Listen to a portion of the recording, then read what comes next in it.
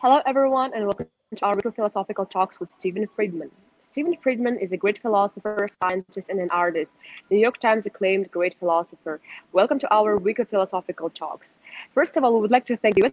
Consul General here in Almaty, American Space Almaty, and also our amazing speaker, Stephen Friedman. And thank you, the audience, for joining us. Please feel free to give your comments, to ask our questions, and we will be glad to answer them. Thank you. Thank you very much, Aaliyah, for the introduction, and thank you for participating in these talks as moderator and as an essential component of making these talks come to life. I also want to thank the American Spaces and the American Consulate in Almaty, in particular Elmira, Dana, for offering this platform for weekly philosophical perspectives on a broad range of issues. Tonight, well, again, it's my night. I'm doing this from Los Angeles.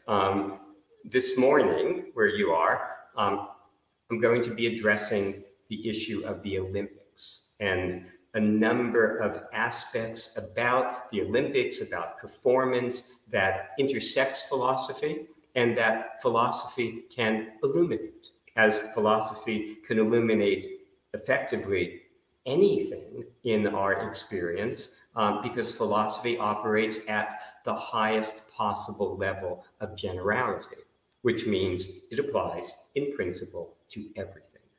So the perspective that philosophy gives is unique and powerful. And as I've emphasized repeatedly, philosophy is just another word for rigor. And rigor is at the extreme limit at which philosophy exercises it, is the incontrovertible, the incontestable, what cannot possibly be denied. So it is the firmest possible foundation for our lives. It operates independently of opinion or theory or assumption. In fact, if we're talking about a matter of opinion, a matter that's theoretical, we're not talking philosophically. We're talking about one of these other fields that are provisional, where future results can contradict, can reverse past claims. That is not true of philosophical formulations. And if a philosophical formulation turns out not to withstand the test of time, well, it's not intrinsically, fundamentally philosophical. It was put forth in error. Okay, the Olympics raise a lot of issues that I want to try to address. First of all, when I thought of this topic, I always like to share with you what immediately comes to my mind, when a topic presents itself, because that becomes the springboard. It's how I organize talks, create talks, design talks. It's how I actually do anything that I'm engaged in creatively. It's how I do works of art, where the first image that I paint on a pole will be the guiding factor for the entire rest of the work. Everything is the tone, the direction of the work is established by the opening movement, the opening move, as it were. So what came to mind when I considered talking about the Olympics was an American athlete who never participated in an Olympics, but probably could have, given the nature of his athletic ability and powers of mind. The athlete is Jim Brown. Now, Jim Brown is known to most Americans. He's considered one of the greatest athletes in the history of this country. If he had performed on an international stage like the Olympics, he probably would be widely known. But his athletic activities were focused on, in college, sports like basketball, track and field. But again, he didn't perform track and field. internationally at the Olympic level. Also lacrosse. I don't know if lacrosse is sort of well-known internationally. It's a team sport that's popular in colleges. He is considered one of, if not the greatest of all, collegiate lacrosse players. But his main thing in the United States is as a professional football player. And by football, I mean American football. For decades, he was considered almost without much contention, the greatest of all American football players. He dominated that sport for the 10 years that he played it. He ended up retiring still at the height of his powers, pursued a career in film. He acted and became prominent in civil rights activities in the United States.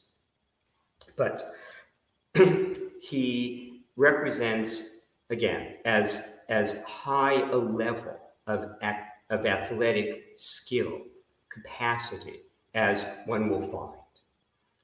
Well, he was once asked what the decisive component of his athletic success was, aside from his physical gifts. And he answered, a philosophy course he took in college. Because philosophy, he said, that particular course that he took trained his mind. And the mental aspect of performance is at least as important as the physical. I've made mention of like molecular biological research I was involved in years ago. In Phalaris's Bull, that play that I did in New York, I mentioned one of the professors that I worked under, Donald Nerlich, a professor of molecular biology, a prominent molecular biologist. And one day he actually came to one of my art shows when I transitioned out of molecular biology. I was now doing more philosophy and art.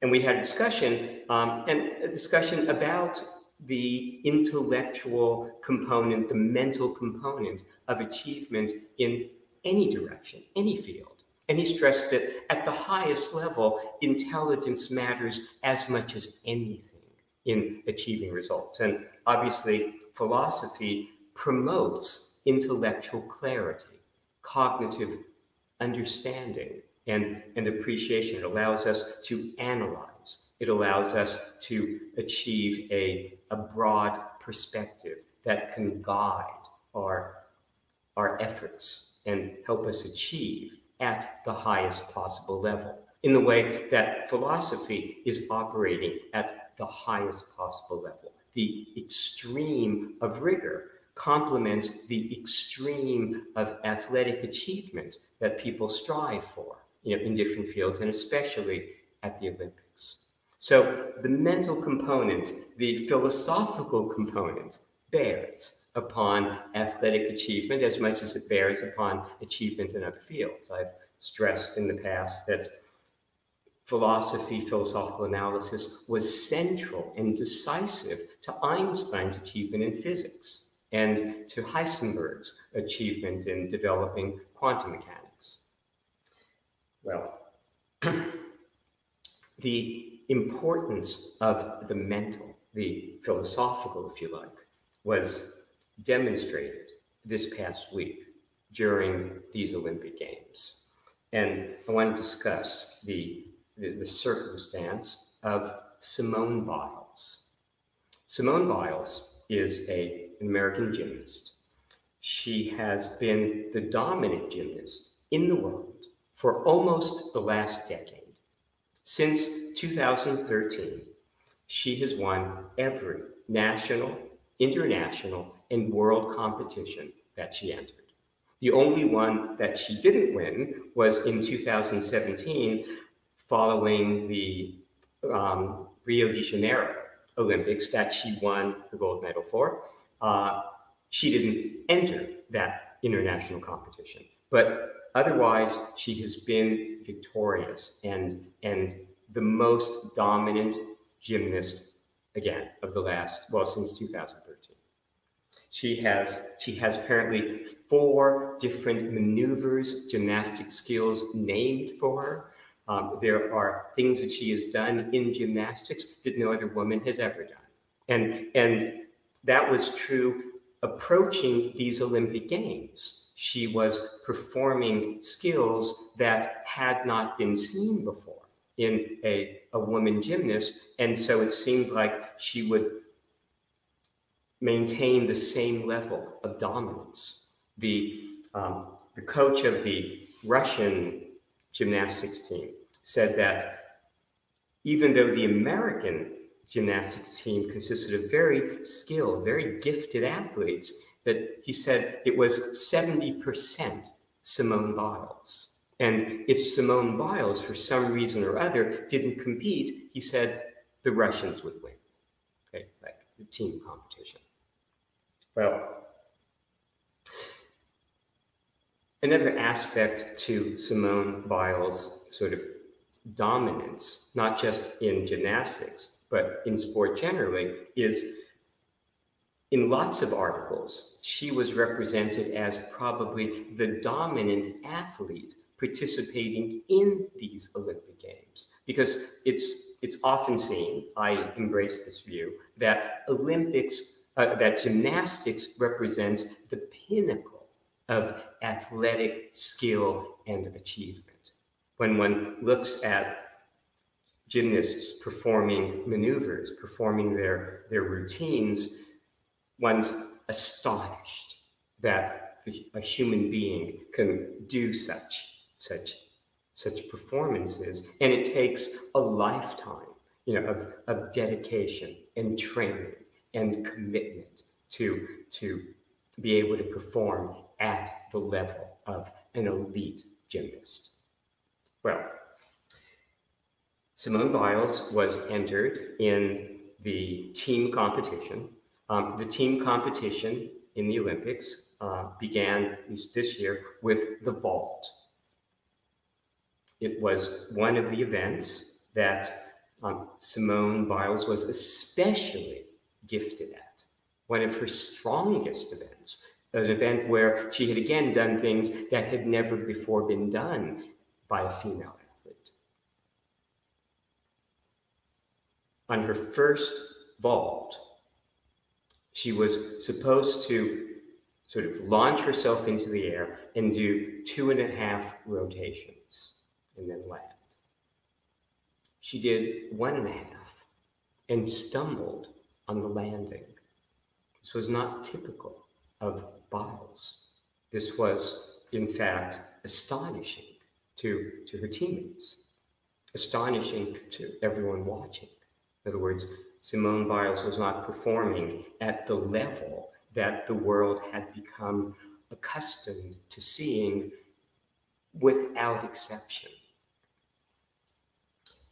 Turns out, Biles described what happened. She said she got lost. She got lost in the air. She didn't know where she was in the air, in the middle of that vault. Now, she subsequently withdrew from the team competition.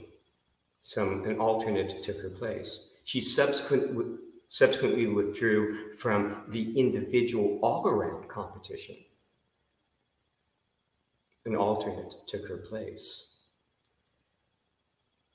In the media, a lot of people criticized her for withdrawing from the highest stage of competition when the United States team was relying upon her.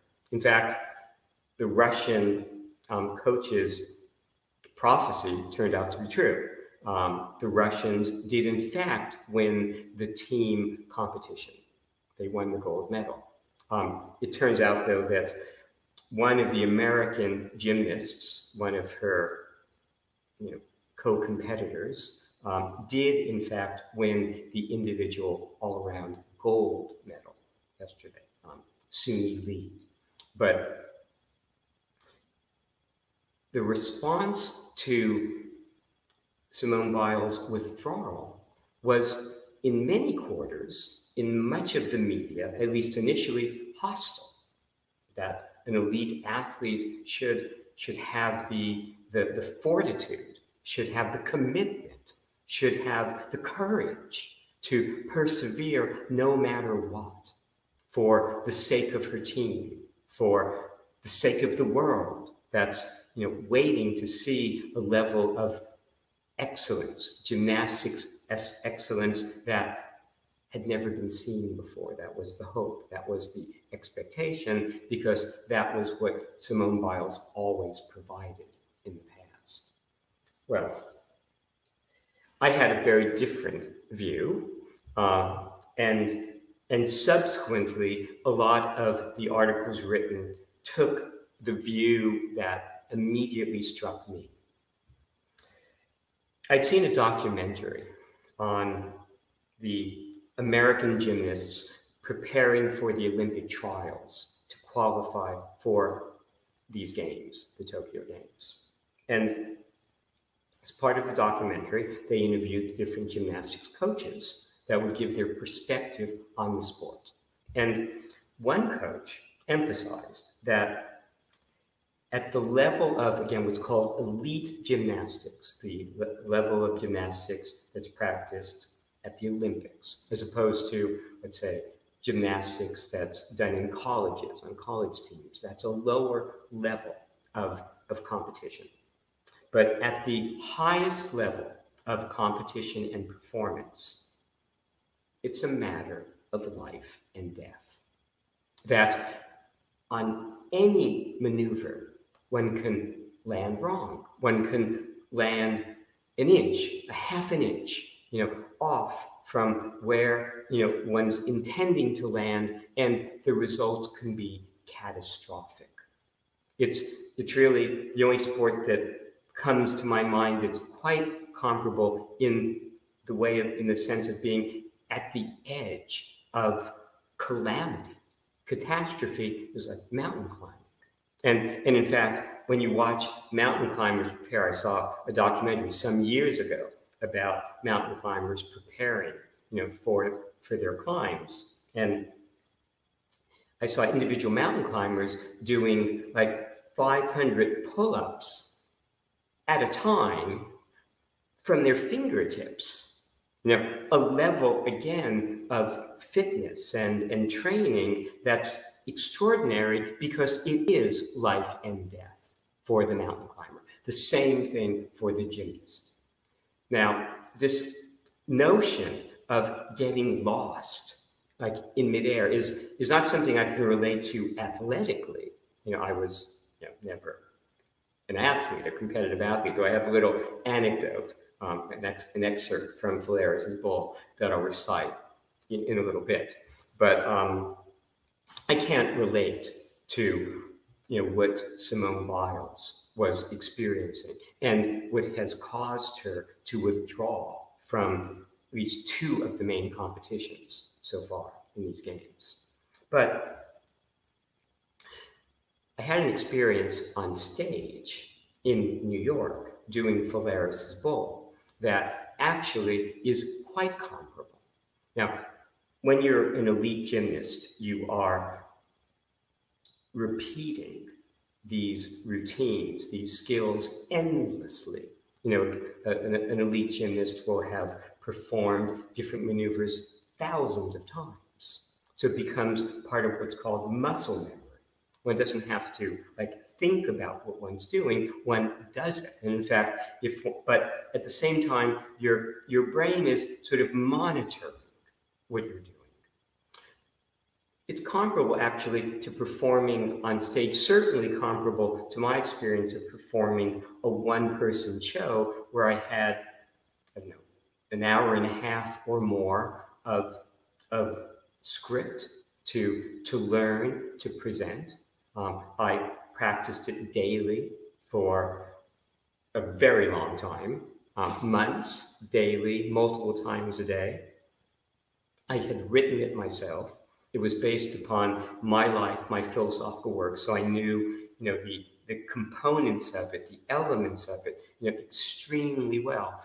It became, in terms of delivering, the lines, doing the performance, also a matter of motor memory.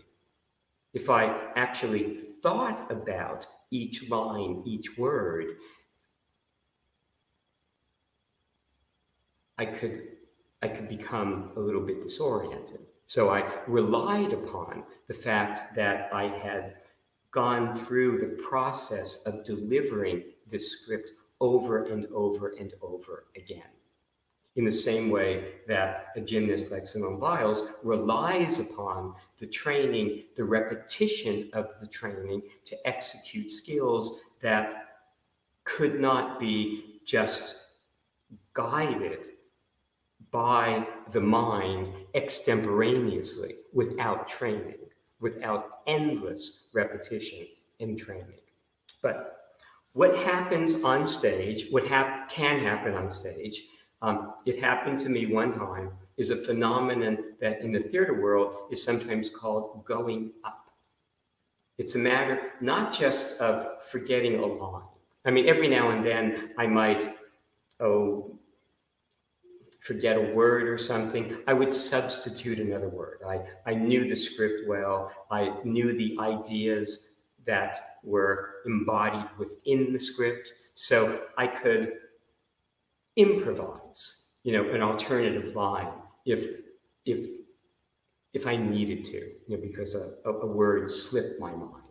That's not what I'm talking about. One time in New York when I was performing, I went up. Like about 2/3 of the way through the play. Not only did I forget the next line, I forgot, I didn't know where I was in the play. Again, it's comparable to what a gymnast will describe as getting lost in the air, where there's a disconnect between what your body is doing or what words you're saying and where your mind is. It's terrifying. Now, it's terrifying on stage because one has an audience that's expecting, words and lines to continue to come, okay? But it's not life and death on the stage. For a gymnast in the air, potentially it is. And when that happens, all a gymnast can do is hope that he or she lands safely. They're not any longer fully in control of their body, and they're not fully in control of their fate, despite all the training. It's terrifying. And there's a term for it in gymnastics, apparently. Again, I don't know the world of gymnastics well, but I've been reading recent articles in response to what happened to Biles. It's called the Twisties, where you're twisting in the air as she was, and suddenly your mind becomes disconnected from your body. You get lost. You don't know where you are. And your body either stops twisting as much as it should, or twists more than it should, or in a different manner than it should. And again, you are at the mercy of the physics of the situation. And maybe you will land safely, and maybe you will not. And if you do not land safely doing these maneuvers, you might break your neck. You might die. That's the danger of an extreme sport that's practiced at the limit of human power, human capacity. So, the idea that Simone Biles would withdraw from performance, having had this experience, made to me complete and perfect sense, right? It's life and death. People were saying, well, an athlete like LeBron James, a basketball player, would, if he had a mental issue, would force himself to perform. LeBron James is not engaging in maneuvers, skills, moment to moment, that are life and death in the way that, again, a highly skilled, trained elite gymnast is.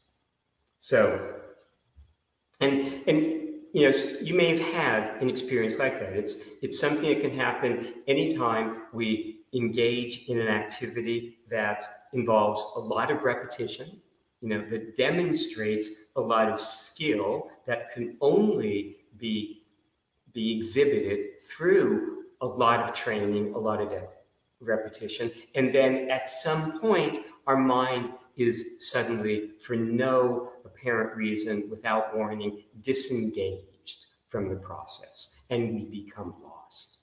It's actually similar, I think, to spatial disorientation that pilots sometimes experience.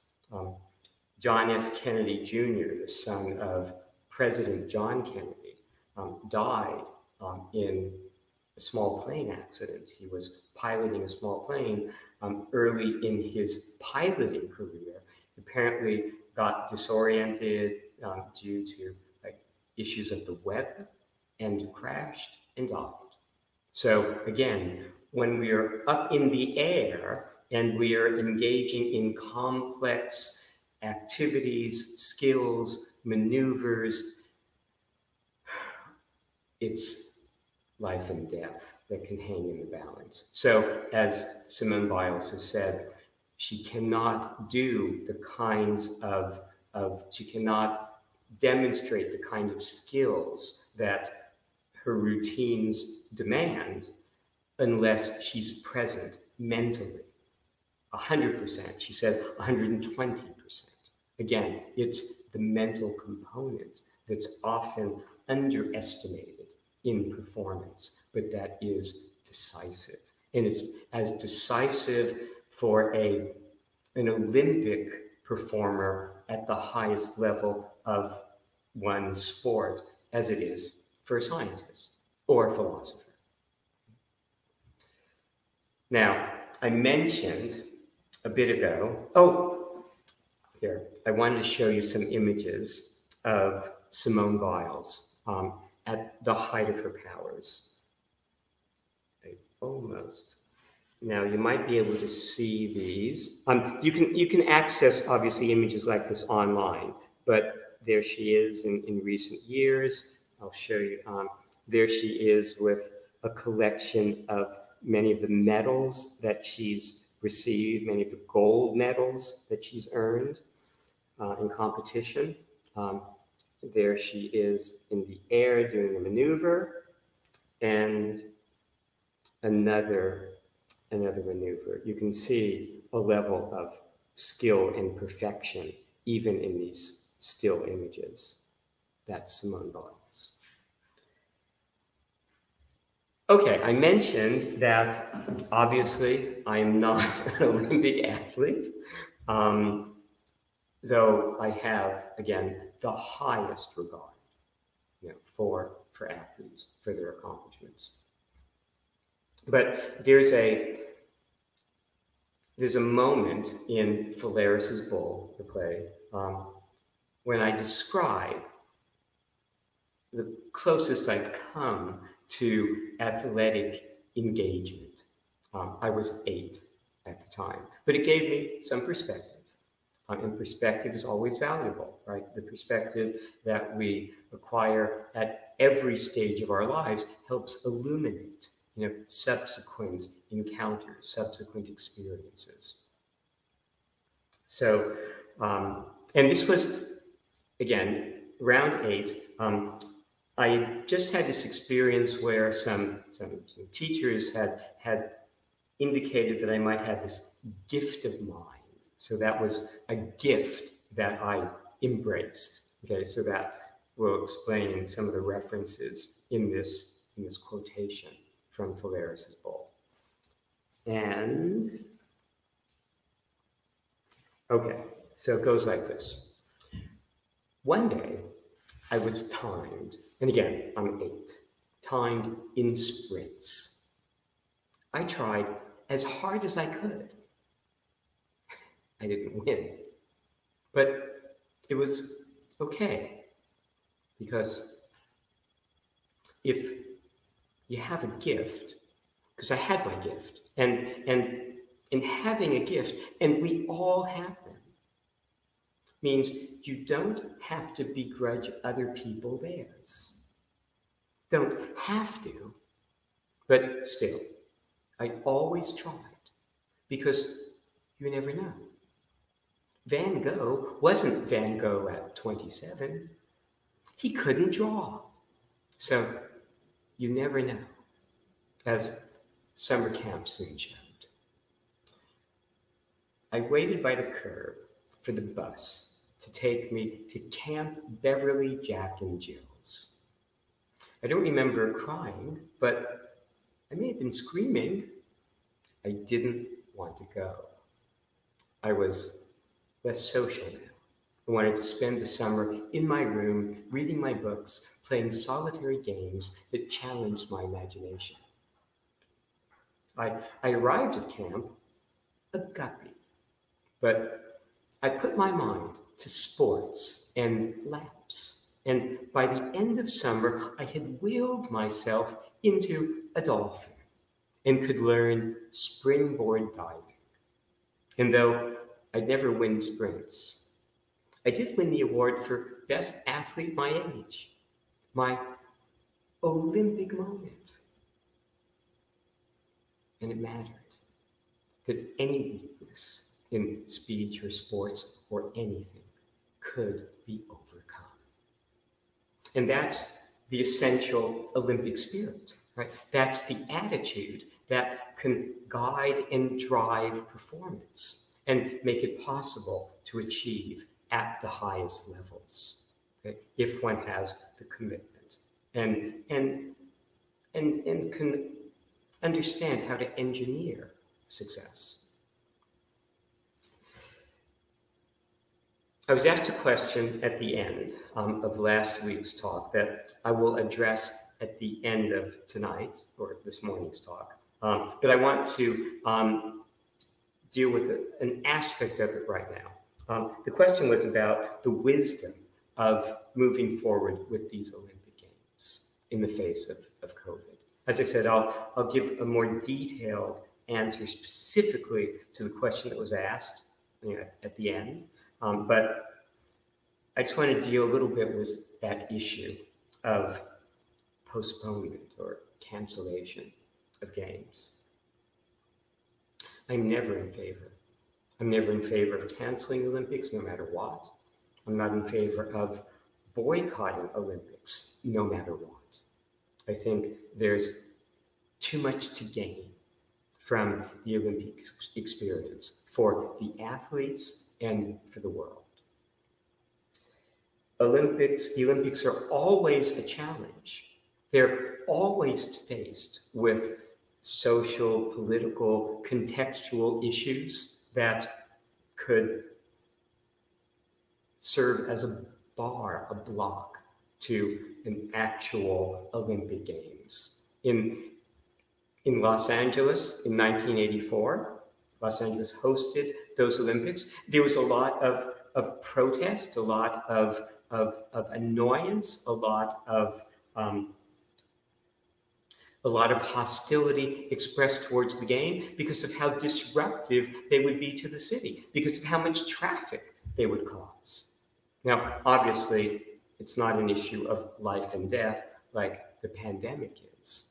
But, well, let me actually say a few things specifically about that.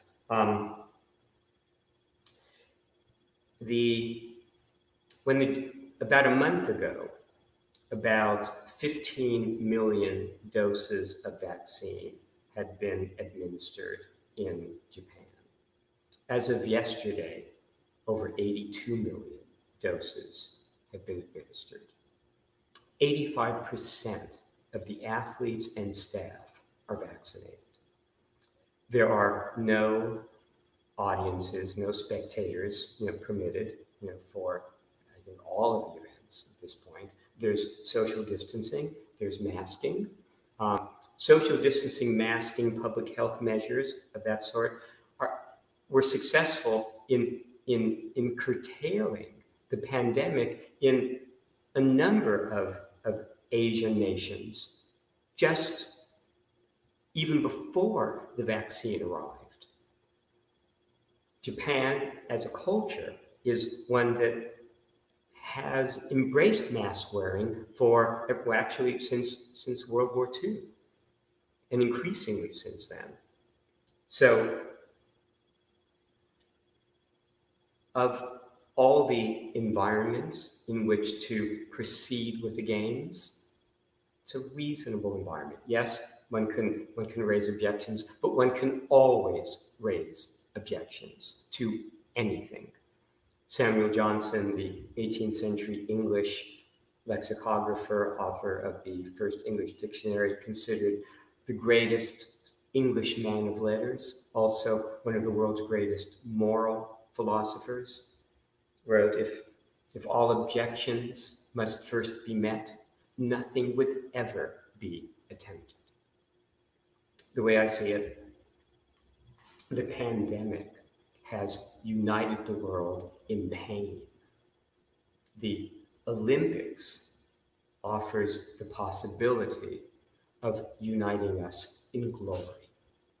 The glory of the athletes, of their performances, of their striving towards performance. And that issue of striving is as important as any considerations of success. There's a line from Goethe, I like to quote Goethe. It's actually a line that I used in a speech I delivered when I was graduating high school, a valedictorian address, it's called. And it goes, "He who never ceases to struggle, him we can redeem." The Olympics are more about struggle at every level than actual triumph. Not very many people achieve medals. Not many people win gold medals.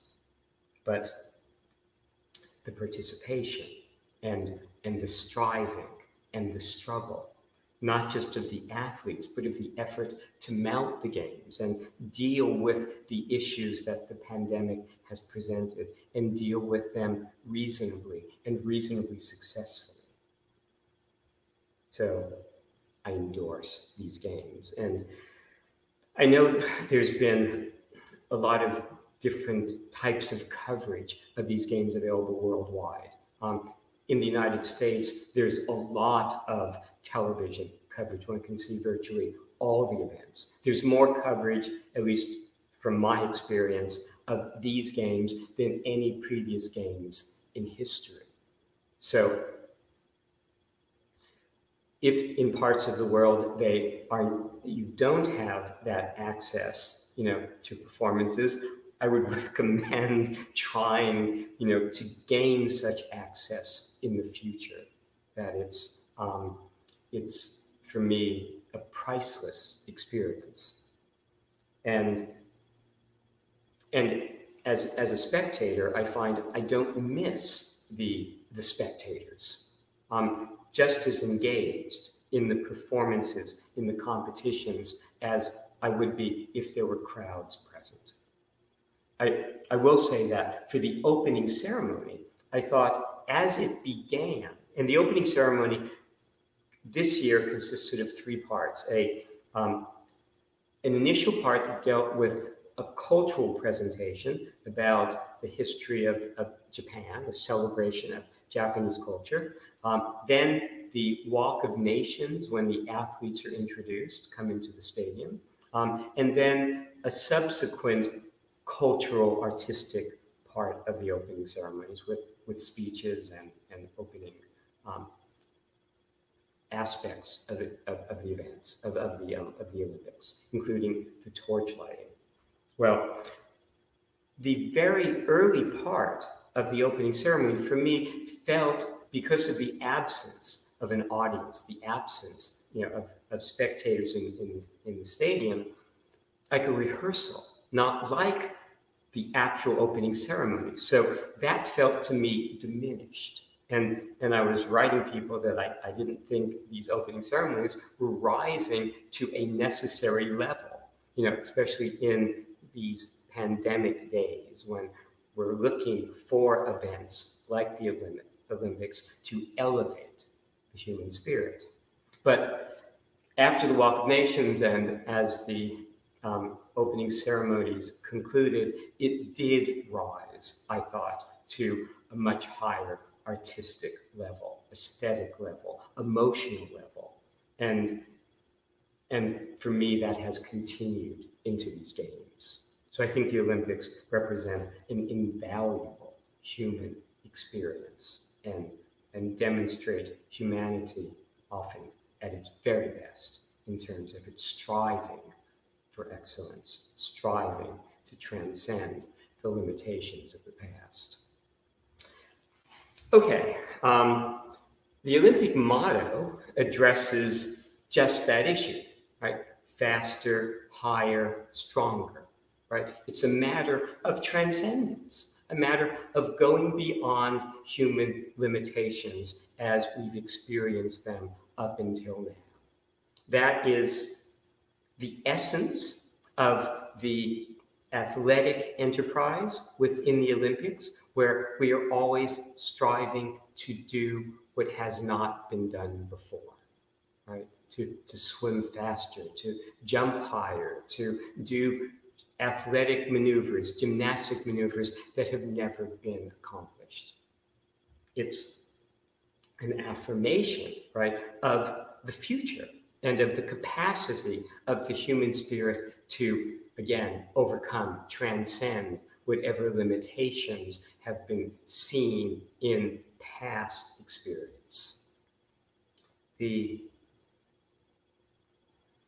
notion of transcending boundaries, right, is central to what philosophy teaches. It's central to the epistemic, which is the philosophic, which is the nature, the essence of a rigorous space where, as we have from Shakespeare in Kent, the counselor to Lear, I'll teach you differences. Rigor is of difference. Different circumstances, whatever distinguishes the present from the past means that the past need not in principle limit the present or the future. One of my aphorisms, we suffocate under premature senses of reality, of what's possible. Philosophy lets us breathe again, embrace that possibility, because a difference in circumstance means that whatever has applied in the past or to other circumstances does not rigorously apply to this, to us, here and now. And that's true for every aspect of our lives. And that's what the Olympic enterprise illustrates, that refusal to be bound by the limitations as expressed in past experience. Rigor frees us. And the Olympic achievement represents a kind of freedom, right? A kind of transcendence, of going beyond.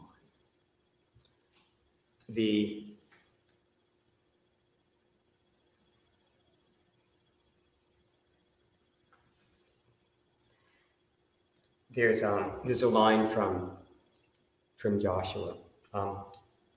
What will come?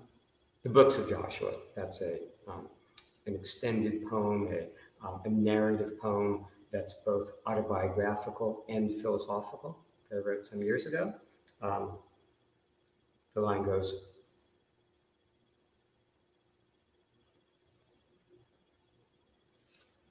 how does the line go? What will come, truth be told, will not come unless we're bold. That applies in every aspect of human life. It applies in mounting the Olympic Games, and it applies to all the participants in the Olympics. We require courage. We require the courage to be bold. Rigor, philosophically, emboldens us, if nothing else ever could. And of course, Other things can, but philosophy, philosophical rigor can do it decisively because it can free us decisively from anything that seems like an inherent limitation of our circumstances. Philosophy frees us, another way to say it, from presumption. And presumption is, well, one way really to explain the fall from grace in the Garden of Eden. Knowledge, our certainty as to what must come, is presumption at its core. I have a number of aphorisms. We suffer that we presume more than we know to the end of time. Right? The role of presumption in the limitations that we impose upon ourselves is profound. And we've seen it historically repeatedly. The mile is an English unit of measurement. It's a little bit, it's 1.6 kilometers. It is the Olympic race that's closest to the mile is now the 1,500 meter, so less than the mile. But in the English world, in the United States, in America, in England, in Australia, the mile used to be the measure of middle distance running success. That if one could win a mile race at the highest level of competition, one was often seen as the premier runner in the world, certainly middle distance runner. There's basically three categories of running. There's sprints, like 100 meters. Usain Bolt was the master of the sprint, the greatest sprinter that we've seen. There are long distance runners, marathon runners, 10,000 meter runners. And then there are these intermediate distances, and the mile or the 1,500 meter, are the principal races of that category. Well, throughout all the years that the mile was run, no one had ever been able to run it in under 4 minutes. The 4-minute mile became the holy grail of middle distance running. And effort after effort was made in the 20s and the 30s and the 1940s, to achieve that milestone unsuccessfully.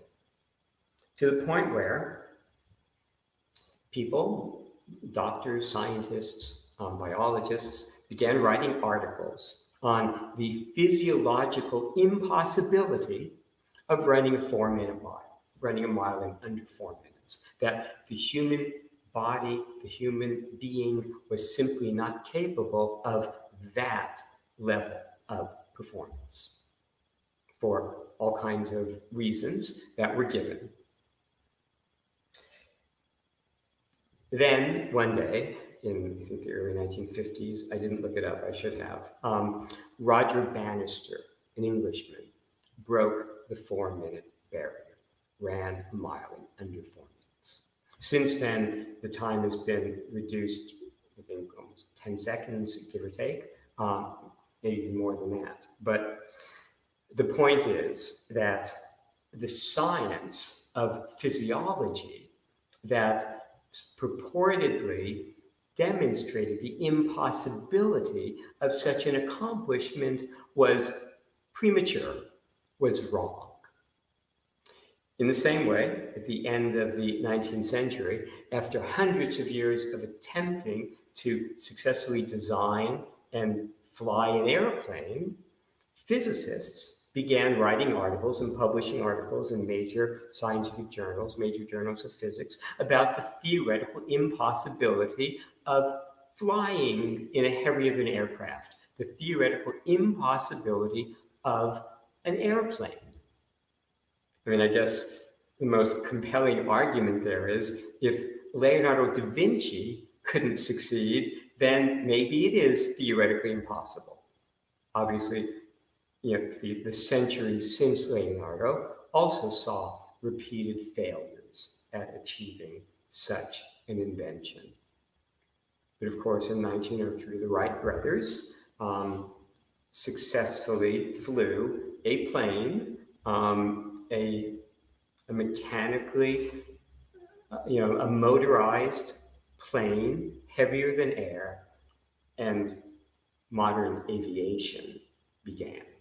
The airplane that was proved to be an impossibility was demonstrated as an actuality. So we have to be careful when we are using laws of science to prove impossibilities. Things are impossible until they're achieved.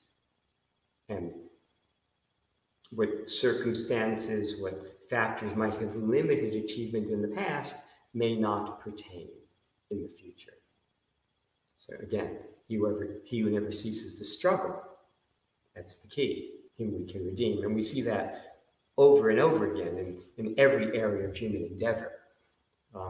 Ian Wilmot, the biologist who first successfully cloned an animal, cloned Dolly, failed 247 times, I think, before he was finally successful. So repeated failures are not a guarantee of the theoretical impossibility of a given outcome. Now, philosophy frees us from the constraints that we impose upon ourselves, the presumptions, the adoption of a limitation that we see in the past that we generalize to the future, right? Rigor frees us from that necessity of thought. But philosophy also guides us in its explication of the heuristic, right? The heuristic space is not rigorous, it's the space of approximations and approximate qualities, right? That any two things are approximately equal for some purpose or other. Chairs are approximately the same for the function that they serve, but rigorously, any two chairs are different, and two objects are different, if only that they occupy different positions in space. The guiding principle of the heuristic, which applies to science and technology and social life and language, is that it's a convergent space, as I've discussed many times. An epistemic space, a rigorous space, a space distinguished by difference, is a divergent space. We are different, decisively different, and we exist by virtue of our difference from everything else. But our technologies, our sciences elaborate convergences. The guiding principle, the guiding functionality, I sometimes say, of heuristic space is convergence. And the fundamental heuristic principle, when I talk about heuristics, it's actually a term that was used before I was using it philosophically. It's a term that I learned from Einstein, actually, a book of his, The Evolution of Physics, that was written, maybe in the 1930s or 1940s. It's goal achievement through some mechanism, whatever that mechanism is. A heuristic is something that helps us achieve a goal, solve a problem. The fundamental principle of heuristics is that any problem is solvable at some level of convergence. Some number of factors brought together can achieve a given result. And if you haven't achieved that result yet, keep trying. Now, you can't know rigorously that the result will be forthcoming. We're not talking about epistemic or rigorous space here. So we can't know in advance, but the heuristic principle says, keep trying. You may succeed. You can't ever know that you will not succeed. One aspect of goal achievement of this principle is repetition, right? Doing something over and over again is not the definition of insanity. It is the principle of success, of mastery, of moving in the direction of perfection. You have to do something repeatedly in order to master whatever it is. Ask Simone Biles, ask any gymnast, ask anyone participating in these Olympics how many times they have practiced at their sport, at their skill. Goes without saying, practice, repetition is indispensable to success in any field, in any endeavor. And repetition is one mode of convergence. You're doing something over and over again. You're adding the factor repeatedly. That's a convergent process. Another aspect of convergence is bringing together different elements to achieve a given result. And that's something that we find, again, in every area of human life, but we find it especially exhibited in Olympic performances, and especially at the highest level of Olympic and sports performances. The idea that one wants to attend to every aspect of one's life, one's health, one's fitness, one's sport, in order to maximize the chances of success. When you look at our present-day athletes that are successful at the highest levels, you see not just endless repetition, but endless attention to detail. There's an aphorism that ends my first philosophical book. The book is entitled Considerations on the Nature of Things. And the aphorism that ends it is, as of the sparrow, everything matters. Everything. So, we look at, well, aside from Simone Biles, one of the dominant athletes of these Olympics, I'm not quite sure, I haven't followed today's events. I think he's still participating. I think he's still competing, is the tennis player Novak Djokovic, who just won Wimbledon. In fact, won the last 3 majors, has won as many Grand Slams as Roger Federer and Rafa Nadal, 20, the most in history. He is considered, along with Nadal and Federer, one of the 3 now greatest tennis players, arguably, in history. And many people, because of his recent dominance, will argue that Djokovic is the supreme talent, or at least certainly the most, well, I guess, dominant in terms of not just the level of success, but the level of his success against competitors like Roger Federer and Nadal. Djokovic notoriously attends to every aspect of the life and sport that might bear upon his success. His wife was once asked, when you think of what comes immediately to mind, when you think of your husband.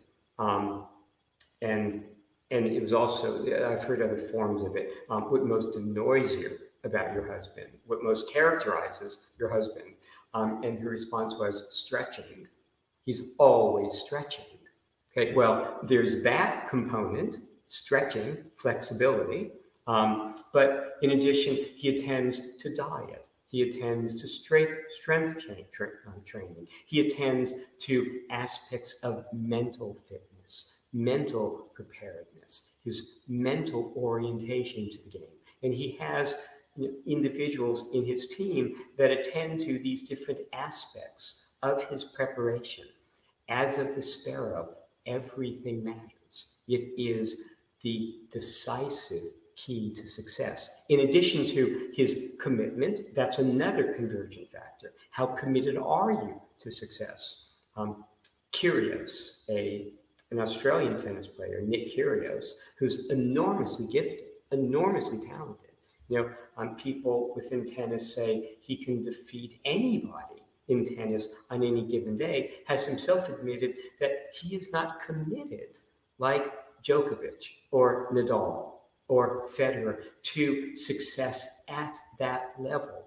He will not make the necessary sacrifices. So not having that measure of commitment, dedication, devotion, drive means he's lacking that convergent element that is one of the elements that must be present for success at that highest level, where you're competing against people that do have it, do exhibit it. It's like, same thing with somebody like Van Gogh. You might aspire to be a Van Gogh. Well, Van Gogh was committed to his art every moment of every day for 10 years, bringing a high level of intelligence and passion, to the enterprise. So to achieve at the highest level, one of the convergent elements that is decisive is this passion, this dedication, this devotion to success. Otherwise, you will fall short. So, again, everything matters. The way to achieve a goal is through not just repetition, but attending to whatever elements may bear upon the activity itself. Again, physical fitness, sleep, diet, mental attitude.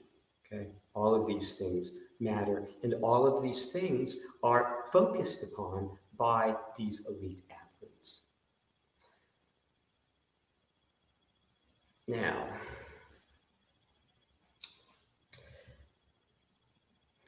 Einstein, I like to bring Einstein in just because he has this extraordinary cultural status, right, throughout the world. The magnitude of his achievement is such that one has to at least take seriously, even if one doesn't fully embrace, everything that Einstein might have said, might have written, might have advocated, one has to at least tend to it. As Wittgenstein noted, when we're dealing with so great a mind, what such a mind says or thinks about virtually anything must be important, even if it's not true. Well, one of the things that Einstein always marveled at was that a theoretical physicist could become an international celebrity. I mean, it seems obvious to us because we've lived with the name, the achievement of Einstein all of our lives. Right? So Einstein died in 1955. He was internationally famous from about 1920. For a century, Einstein has been in the culture. But he thought it was remarkable because theoretical physics is not a field that is given to common understanding, right? Most people don't know theoretical physics. It's abstruse, it's difficult. And most theoretical physicists are not international celebrities. But Einstein is. Einstein, let's make sure. Okay, good. Now, Einstein was able to achieve that degree of celebrity because not that he was doing theoretical physics, but that he was doing it at a level that was astonishing, that was unprecedented, that was just the envy of everyone in physics. Well, the importance of that example is, if you are good enough, if your achievement is extraordinary enough, you can be the most famous person in the world for that achievement, no matter what the field is. In the case of Einstein, it was theoretical physics because of the magnitude of his achievement. Okay? But if you achieve at some extraordinary level, you can gain that degree of celebrity through badminton, through chess, through rowing, through basketball. It doesn't matter. Any field can be an avenue to that degree of glory, that degree of celebration by the world, if you have achieved at a sufficient level. So you don't need to constrain or redirect your passion because you think, well, unless I do theoretical physics or unless I do what Michael Jordan did in basketball, I'm not going to achieve, recognition at that level. No. If you are good enough, if you are devoted enough, if you are passionate enough, and if you achieve at a high enough level, then that level of celebrity is possible, no matter what the endeavor. You don't have to conform your passion and your pursuit to the world. The world will attend to you if you are achieving at a sufficiently high level, right? And that is the result of all these factors, right? All of these convergences that go into that achievement. And an example of that I wanted to talk about is another gymnast. The gymnast who might have been considered, and by many people will still be considered, the greatest of all gymnasts. And that's Nadia Comaneci, a Romanian gymnast who came to the world's attention in the 1976 Olympics in Montreal. Subsequently, by the way, she left Romania, she moved to the United States, she married a famous American gymnast, Bart Conner. They have, I think, a gymnastics academy in the state of Oklahoma. The eve of these Olympics, it was she and her husband, Bart Conner, were talking about the games, about their experiences. And it was remarkable to see this woman now who had achieved at such an extraordinary level. And I want to talk a little bit about her to illustrate that point, that one can become the most famous person in the world, no matter what one's passionate commitment is. It doesn't matter the field. It just matters the nature, the level, the magnitude of the achievement, how extraordinary it is. It can be recognized in any field. In gymnastics, when Nadia Comaneci was performing, and she was performing in 1976 as a 14-year-old girl,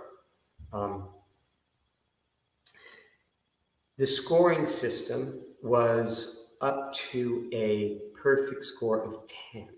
Okay, and apparently they had a number of judges that would grade the performance, whatever it was, on like the uneven bars or on the vault or on the beam.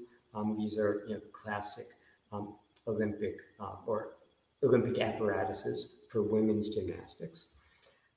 And a group of judges would each give a score and the score would be averaged, and that would be the score that the gymnast received for a given performance in a given event.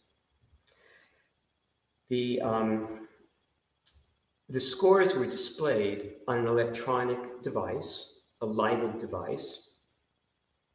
The maximum score that could be displayed was 9.99, because no one had ever achieved a 10 in the history of gymnastics. That represented perfection. And perfection is elusive, right, for human beings. And again, given the complexity of gymnastic maneuvers and their challenge, the possibility of performing at such a level of perfection seemed, well, impossible. So 9.99, and I watched the Olympics when I was younger, and I don't remember ever seeing a 9.99. I would see scores like 9.95, and those were considered to be obviously extraordinary scores for extraordinary performances. Well, Nadia Comaneci performed first in Montreal on the uneven bars, two horizontal bars a certain distance apart. She did her performance. I remember seeing the performance, and it looked flawless, but I'm not a trained observer. I'm not a judge of gymnastics. But it seemed like an extraordinary performance. She completed the performance and weighted her score. 1.00. And I think the general feeling, certainly it was my reaction, was, oh, there's a mistake.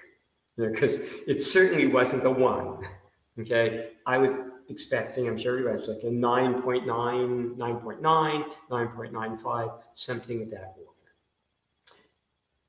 And then it dawned on people that no, it wasn't a 1.00, it was a 10.0. It was given as 1.00 because the device could not display a 10 because no one had ever achieved it before. Now let me show you the moment. I have a photograph of that moment. And here, let me see if this is maybe, okay, this might be a little bit hard. You can see it online though again. If you notice, there's Nadia Comaneci, and you can see displayed on the on that illuminated screen, and if you can see it, 1.00, because they didn't have room for 10. Well, Nadia Comaneci went on to get 7 more 10s, 7 more perfect scores during that Olympic competition. She became, at that time, the single most famous person alive for that level of perfection in that sport. And just to show you, there we see her in the air during that routine on the uneven bars. You can, if you again look at that, it looks perfect.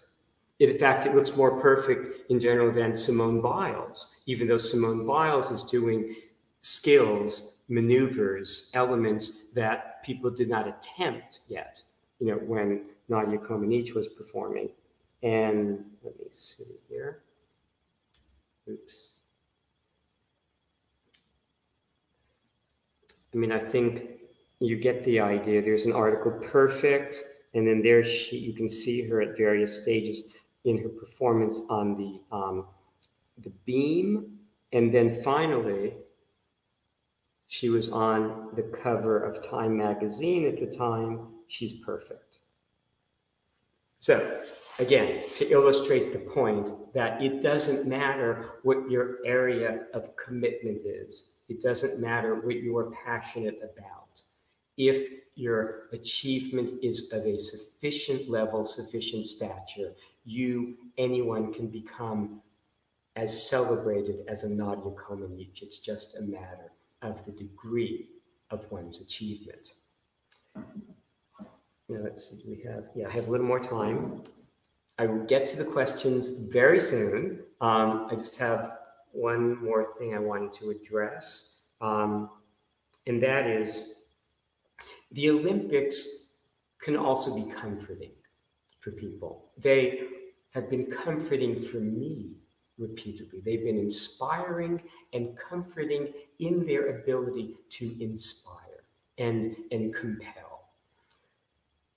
There have been moments in my life that were challenging, that I confronted, addressed with my philosophical work, but the Olympics were also helpful in terms of my addressing some of these challenges. It turns out my mother died on the eve of the Barcelona Olympics in 1992.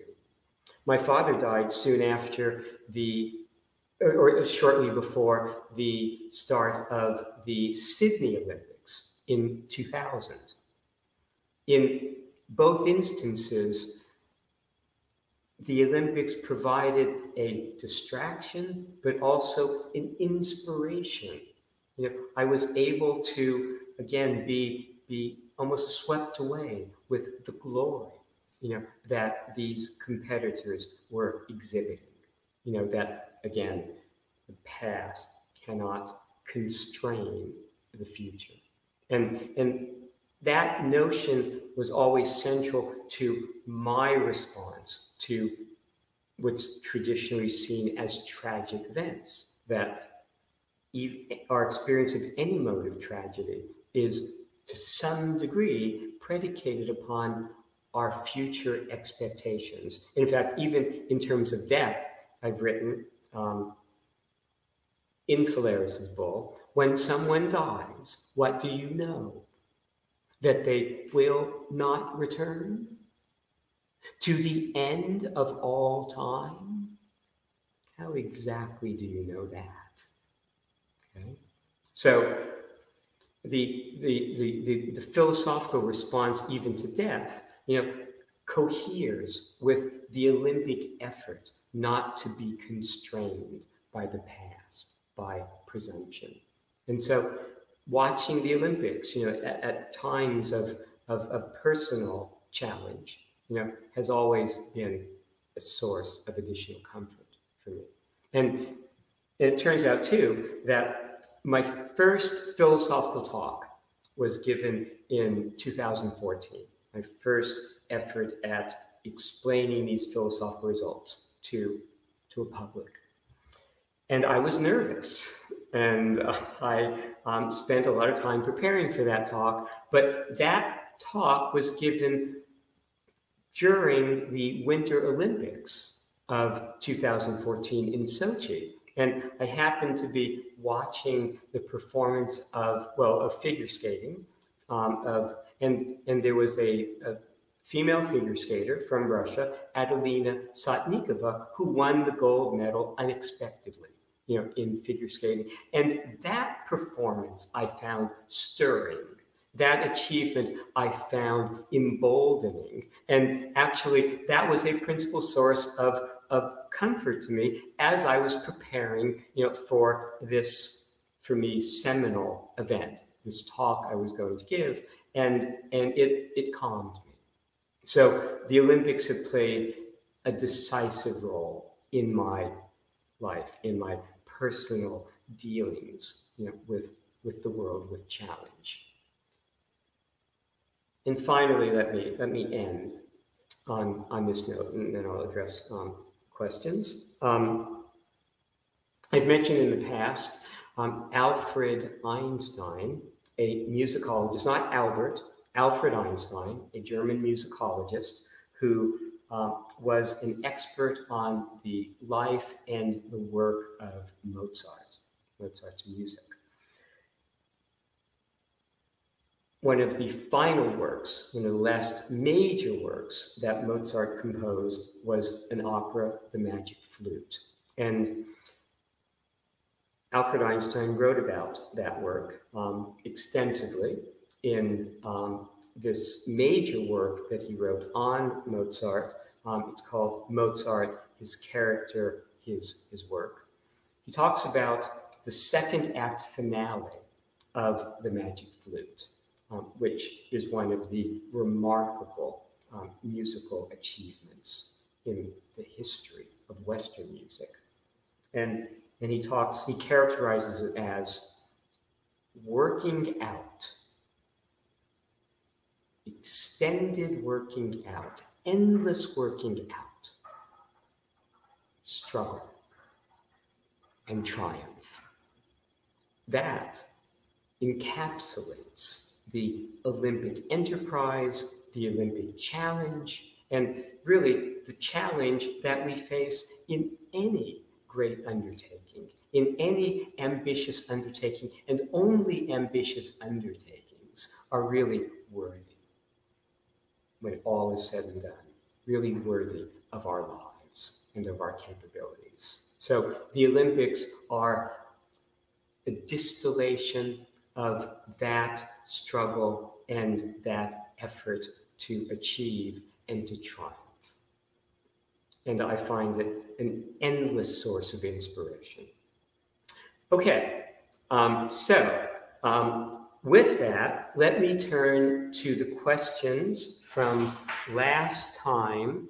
We have a little time. I have them here. Okay, first question. I talked last time about Rembrandt, because I was asked a question previously about the Hermitage.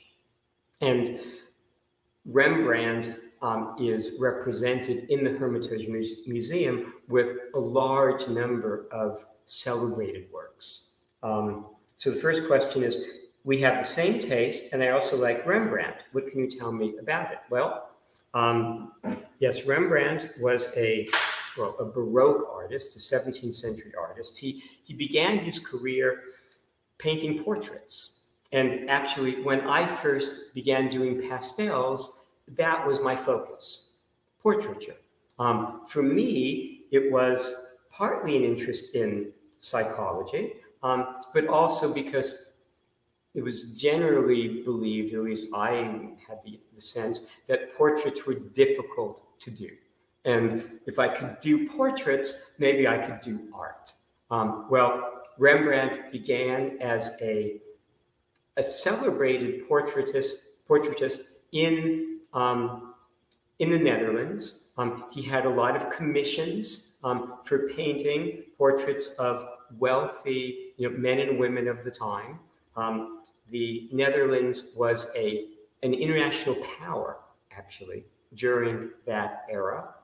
So a lot of wealth flowed into the Netherlands, and Rembrandt was able to take advantage of that to paint people, merchants, businessmen of wealth, of means. But his portraits early on were somewhat conventional. I mean, they were compelling because of his gifts, especially his gift in drawing. He was able to capture, the look, and the personality, of the individuals that he painted. But as his art progressed, it became more spiritual. Greater contrasts of light and dark were used. It became more dramatic, and it became more inward. He was famous for a series of self-portraits that he did throughout his life. And those self-portraits are probing into really the process, the nature of mortality itself, the process of aging. As his art developed in that direction, as it became more inward, more spiritual, it became less popular. The period that he was painting also turned from these strong contrasts of light and dark, and works, of a face illuminated against the darkness, to brighter works of more, like exuberant displays of color. So Rembrandt became unpopular. Rembrandt went bankrupt. He struggled. The works for which he is now celebrated as great a painter as has ever lived were largely unrecognized, uncelebrated in his lifetime. So he didn't suffer the fate of Van Gogh, but he came close. He was well known and successful early on, but not towards the end. History, and subsequent, appreciation of his true achievement had to wait, until after his death. But one of the things compelling about Rembrandt is, for me, first of all, he used all the means at his disposal to achieve his results. He would paint with his fingers, whatever was necessary, to achieve a successful evocation, rendering of whatever he was aiming for. He also would achieve effects by painting, let's say, a face with great care, great detail, great devotion to detail, and then other parts of the painting would not be worked out to anything like comparable degree. So the contrast between the highly developed, extremely well-executed face and the less well-executed, perhaps fingers or, other parts of the painting, highlighted, emphasized the face, brought it to a kind of super reality. It's actually the approach that I used in my pastels, where certain parts of the pastel are painted, with a lot of attention to detail, and then other parts are somewhat more abstractly rendered.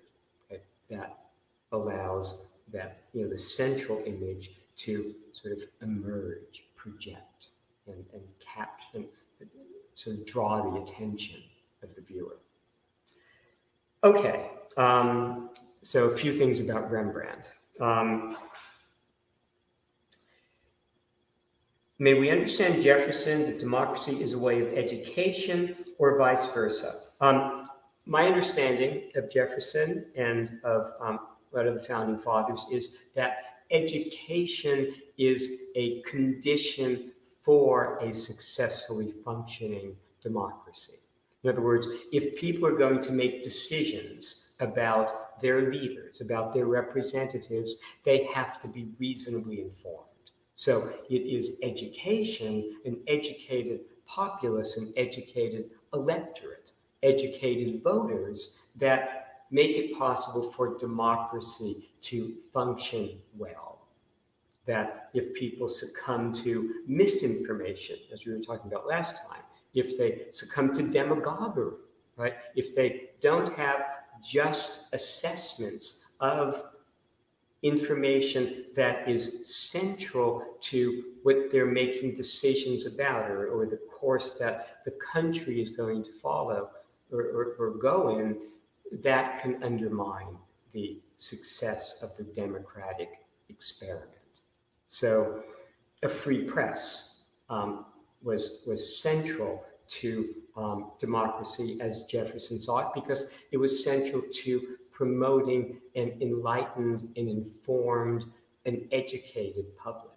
So the press was free exchange of information, a probing, investigation of facts by a press, and also more formal education, right? Throughout the 19th century,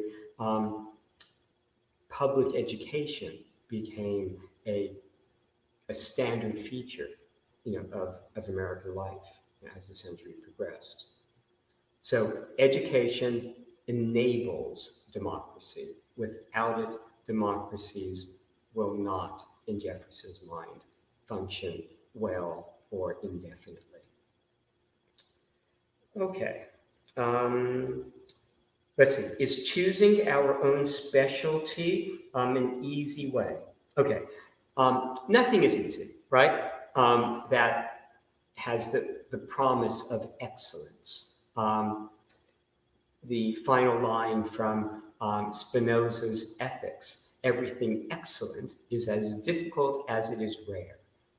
Achievement, demands effort. If you find yourself not making an effort, maybe the field is too easy, and you should explore something that is more of a fundamental challenge. It's one of the reasons why I turned from the sciences to philosophy. Philosophy, for me, because it demands a complete vision, a synoptic understanding, was more challenging. It's operating at the limit of rigor. The sciences are approximating in different ways. They're modeling. Okay, philosophy takes everything into account. Everything matters, as of the sparrow, when you're doing philosophy. So, no, it's not easy, but when we're choosing a direction, choosing a specialty, as I was saying as part of the Olympic portion of the talk, it doesn't matter what that specialty is as long as there is a passionate commitment to it, that one can bend the world, to one's particular interests and passions if one is able to guide those passions with other convergent elements to the highest level of achievement. But that's difficult. That's demanding. Achievement is demanding. And again, it goes back to that line from Goethe, he who never ceases to struggle, him we can redeem. It's the struggle that is as decisive as any ultimate success or achievement. An artist like Van Gogh is never achieving his vision in a painting. He has a vision of the world that's always exceeding what he's accomplishing. It's he famously remarked, I seek to paint men and women with that something of the eternal, which the halo used to represent, and which we seek to give through the actual vibration and intensity of our coloring. Well, he's never succeeding at that. That's why he keeps on painting, to try to succeed at that. That's why Beethoven continues to compose, work after work, masterpiece after masterpiece. He's aiming for an almost impossible ideal. It's a challenge, but that's the nature of the enterprise. No matter what, I am always working at philosophy, trying to go beyond everything I've thought previously. Okay, we're almost out of time here. Okay, the question of wisdom and morality of hosting the Olympics during a pandemic, I've kind of already, I think, addressed that question. So I will leave that. And finally, I'm curious about what Einstein answered to the journalist. Remember, this journalist from the 20th century said that only Einstein gave a compelling and satisfactory explanation of how a kite flies. I have not been able anywhere ever to find what that explanation that journalist received from Einstein was. I don't know that he ever wrote about it. And obviously this was like more than 70 years ago. So we may never know. There may not be a record. But what matters is not what Einstein might have said, but the idea that that journalist found only Einstein's explanation compelling, that one must be at that level of understanding and achievement, even to explain the simplest thing. Okay. I think that's okay for tonight. I went a little bit over.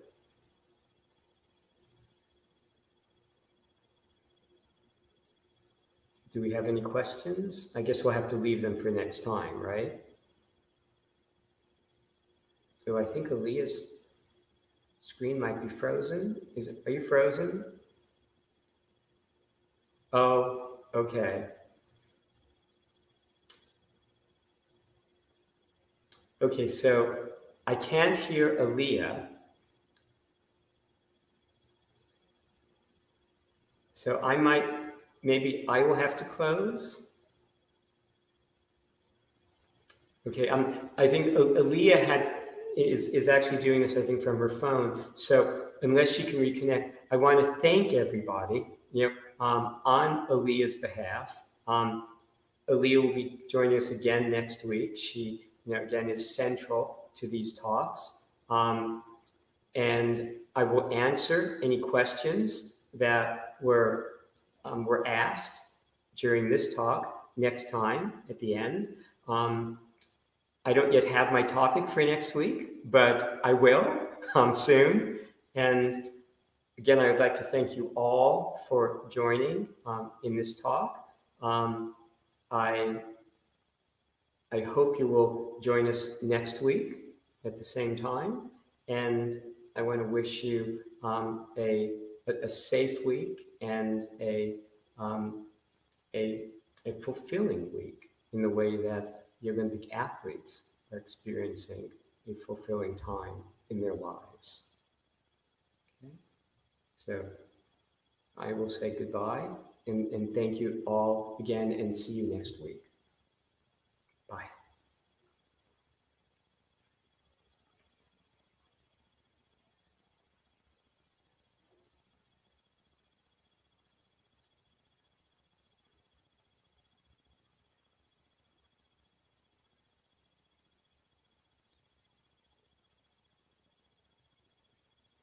I still can't hear you.